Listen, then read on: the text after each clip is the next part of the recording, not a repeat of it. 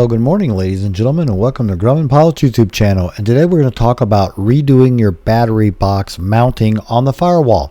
And that includes talking about redoing all the bits that go in the battery box and a few modifications you might want to think about. So we're going to talk about this today, so stay tuned for some more fun.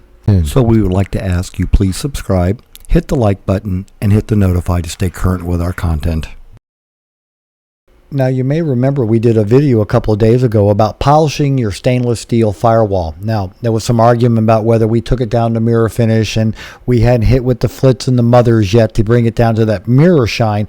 But anyway, as part of that process, you probably looked in those pictures and went, ooh, that battery box support bracket looks really ugly. So we're taking it all apart, and all the associated bits for the TANUS and the aux power port. We took all that apart and we cleaned everything.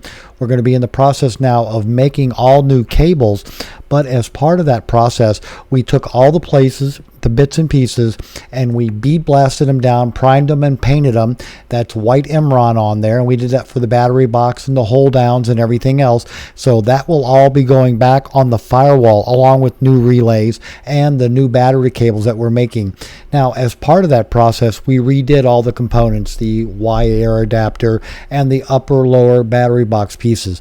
Now, to keep the battery box from wearing, you might be saying, what is that gasket doing there? Well, that is baffle seal material, and we cut that to fit into the tray so that when the battery box goes in and the batteries in the battery box, when it wants to vibrate in flight, it doesn't wear the plastic on the battery box.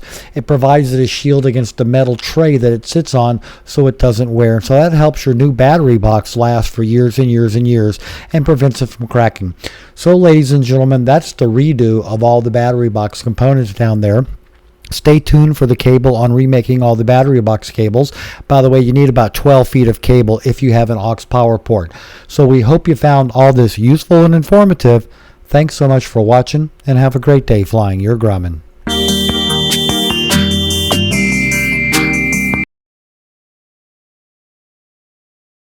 You know, forget buying expensive toys for your kittens and cats. We find that just taking the aircraft spruce box and the paper on the tile floor is more than enough amusement for them for hours.